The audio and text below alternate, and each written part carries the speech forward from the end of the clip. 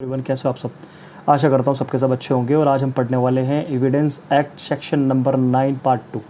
तो ये जो पार्ट 2 है ये क्या कहता है, ये कहता है फैक्ट नेसेसरी टू एक्सप्लेन और इंट्रोड्यूस रिलीवेंट फैक्ट।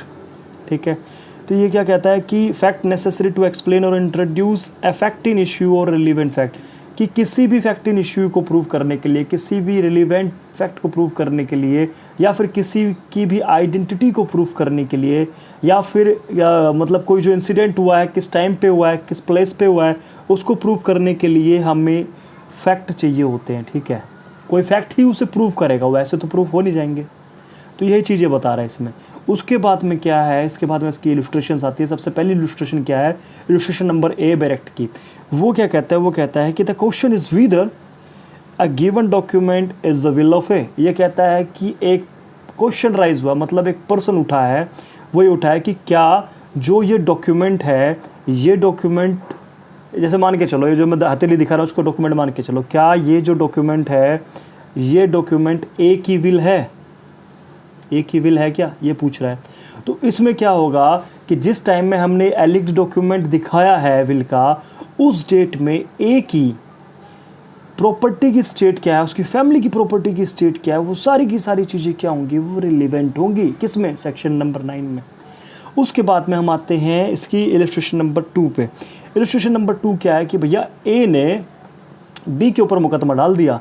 किस लिए, क्योंकि उसने उसकी प्रतिष्ठा के ऊपर कोई ना कोई चीज़ लिखी, मतलब प्रकाशित की है, मतलब लीबल इम्प्यूटिंग के लिए उसके ऊपर केस डाल दिया। अब ये चीज़ जो है, ये बात जो है एक्सेप्ट कर ली जाती है किसके द्वारा, बी के द्वारा, कि भाई हाँ ऐसा मैंने कुछ किया था। तो अब जो उस समय, मतलब जब लीबल इम्प्यूटिंग हुई उस समय, और जो भी जो उसकी पोजीशन थी, किसकी पोजीशन, ए की, बी की, और प्लस में उनके जो रिलेशंस थे, वो सारी की सारी चीज़ें रिलेवेंट होंगी। लेकिन अगर कोई चीज़ इससे हट के आ रही है, मतलब उस लीबल इम्प्यूटिंग से रिलेटेड नहीं है, उस जो प्रकाशन जो उसने किया है बी ने उसके खिलाफ में, उसकी प्रतिष्ठा के खिलाफ में, उस रिलेटेड नहीं है, तो वो रिलेवेंट नहीं होंगे। ठीक है, उसके बाद आते हैं हम इलस्ट्रेशन नंबर सी पे। इलस्ट्रेशन नंबर सी क्या कहता है कि A is accused of a crime, कि ए क्या है, ए को हम मानते हैं कि भैया गुनहगार है, इस क्राइम का माना जाता है कि हाँ भैया एक्यूज्ड, इसने गुनाह किया होगा। तो अब क्या है कि एक फैक्ट आता है कि जैसे ही ये गुनाह होता है, जैसे ही कमीशन होता क्राइम का, मतलब ये क्राइम कमिट हुआ, उसके बाद में ए क्या एब्सकॉन्ड हो जाता है, ए भाग जाता है अपने घर से, कहीं भाग जाता है, हमें नहीं पता कहाँ भागता है। तो ये जो चीज़ें हैं ये क्या हो रही हैं, रिलेवेंसी में आएंगी। ठीक है, लेकिन अब ये कनेक्टेड किससे होंगी, सेक्शन नंबर 8 मोटिव, ध्यान है ना, मोटिव सब्सिक्वेंट कंडक्ट और कंडक्ट वाला, उससे। अब इसमें क्या, अगर ये चीज़ आती है, वो उनको बता दे कि भाई मेरे को कुछ अर्जेंट पीस ऑफ वर्क आ गया था, मैं इसलिए चला गया, कोई बिजनेस मीटिंग थी, ऐसा कुछ था, या फिर मेरे बिजनेस की अर्जेंसी थी, मैं नहीं जाता तो मुझे लॉस हो जाता, तो ऐसा कुछ अगर वो कर देता, बता देता, वो रिलेवेंट है। लेकिन उसको प्रूव करना नेसेसरी नहीं है कि भाई डॉक्यूमेंट प्रूव करो तुम किस बिजनेस के सिलसिले में गए थे। ठीक है, अब क्या आता है कि इसके में बाद में आते हैं एक और में, डी में। डी क्या कहता है कि भैया ए शूज बी फॉर इंड्यूसिंग सी। भाई इंड्यूस किया, मतलब इंड्यूसमेंट करते हैं ना भाई, जो सी था वो ए के यहाँ पे काम करता था। अब बी ने उसको कहा कि भाई मैं तुझे सिर्फ अच्छा पैकेज दूंगा, ये तेरे को क्या दे रहा है, इससे अच्छा दूंगा मैं, और कुछ दूंगा। अब क्या ए और सी के बीच में कॉन्ट्रैक्ट होता है। कॉन्ट्रैक्ट मान के चलो, जैसे मान लो कि आप एक इंजीनियर हो, तो आपका और किसी कंपनी का 2 साल का कॉन्ट्रैक्ट हुआ। अब उस बीच में कोई एक कंपनी और आ जाती है, बी कंपनी आ जाती है, वो कहती है कि तेरे को मैं इससे अच्छा पैकेज दूंगी, और आप वहाँ चले जाते हो कॉन्ट्रैक्ट तोड़ के। तो क्या होगा, उस ए कंपनी ने बी कंपनी के ऊपर शुरू कर दिया, शो मतलब केस कर दिया कि भाई इनकी वजह से सी हमारे यहाँ से काम छोड़ के गया है। ठीक है, तो ये चीज़ें इसमें कहाँ आएंगी, रिलेवेंट होंगी as a fact in issue. Fact in issue में रिलेवेंट होंगी ये चीज़ें। उसके बाद में एक आता है ई। ई में क्या है, इलस्ट्रेशन ई क्या कहता है, इलस्ट्रेशन ई कहता है कि भैया ए इज एक्यूज्ड ऑफ थेफ्ट। ए किसका एक्यूज्ड है, ए चोरी का एक्यूज्ड है। अब उसमें क्या होता है कि is seen to give the stolen property to be. दोस्तों देखा जाता है कि वो एक स्टोलन प्रॉपर्टी, जैसे मान लो कि इन्हें कोई मोबाइल चुराया है, तो ये वो चोरी का जो मोबाइल है, वो जो चोरी की जो मतलब चोरी की जो प्रॉपर्टी, जो स्टोलन प्रॉपर्टी है, उसको किसको देता है, वो बी को देता है। बी को कहता है कि भैया ये मेरी पत्नी को जाके दे देना। अब बी उसकी पत्नी को जाके वो चीज़ दे देता है। तो इसमें बी की जो भी स्टेटमेंट आएंगी ना, वो सारी की सारी स्टेटमेंट क्या होंगी, वो ट्रांजेक्शन का पार्ट होंगी। और एक ट्रांजेक्शन का पार्ट ही तो है, तो वो जो चीज़ें किस में आएंगी, वो सारी की सारी चीज़ें वो भी रिलीवेंट होंगी। मतलब एक्सप्लेनेटरी फैक्ट हो गया ना, फैक्ट की एक्सप्लेनेशन हो गई कि साहब मैंने ऐसा ऐसा किया था। अब उसके बाद में एक और जो लास्ट की इलस्ट्रेशन है वो ये क्या कहती है कि जैसे मान लो कि किसी एक बंदे ने क्या किया कि एक शहर के अंदर, शांतिप्रिय शहर के अंदर उसने शांति को भंग करने की कोशिश किया, मतलब रियोट करने का कोशिश किया, और जो भीड़ थी उसके पीछे, जो उसके पीछे भीड़ थी उसका लीडर वही था। ठीक है, जैसे करंटली में आपने देखा होगा दिल्ली में अभी कुछ दंगे वगैरह हुए थे, तो उसमें जो अगर हेड पे कोई बंदा रहा है, हेड पे जो बंदा था वो तो आज की डेट में पुलिस की गिरफ्त में। ठीक है, तो कहने का आशय क्या है कि अगर कहीं भी कोई दंगे होते हैं और उसमें जो मुख्य जो आगे लीड करके चलता है, चाहे उसने कुछ किया या ना किया हो, या फिर वो किसी एक में एलिग्ड हो और दूसरे में एलिग्ड ना हो, लेकिन मॉब ने जो कुछ कार्य किए तो उसके लिए वो जिम्मेदार होगा। और ये चीज़ें कहाँ रिलेवेंट होंगी? ये चीज़ें रिलेवेंट होंगी सेक्शन नंबर 9 में इंडियन एविडेंस एक्ट के। ठीक है, ये ट्रांजैक्शन का पार्ट ही होंगे, नेचर ऑफ ट्रांजैक्शन है। अब उसके बाद में हम आते हैं कि हमने कल कहाँ छोड़ा था? हमने कल छोड़ा था टेस्ट आइडेंटिफिकेशन पीरियड। तो टेस्ट आइडेंटिफिकेशन पीरियड का मैंने बता दिया भैया एक्चुअली में तो ऐसा कुछ भी नहीं होता है। ठीक है, आज की डेट में तो, लेकिन अब क्या कि पहले तो होता था, तो हमें पढ़ना तो पड़ेगा। तो देखो टेस्ट आइडेंटिफिकेशन पीरियड में क्या है कि ये ऐसा कोई ठोस सबूत का कार्य नहीं करता है, लेकिन फिर भी किसकी संतुष्टि के लिए? Only for the satisfaction of the prosecution, prosecution की संतुष्टि के लिए, जिसने केस डाला उसकी संतुष्टि के लिए, विक्टिम की संतुष्टि के लिए हम क्या करते हैं? उसको बोलते हैं ठीक है भाई, कर देते हैं टेस्ट आइडेंटिफिकेशन पीरियड। लेकिन ये बहुत ज़्यादा ठोस सबूत की तरह कार्य नहीं करता है। इसके लिए कि हमारे पास में आई थी, क्या आया था? Ayub versus state, Ayub versus state का केस आया था AIR 2002 का, उसको देख सकते हैं आप।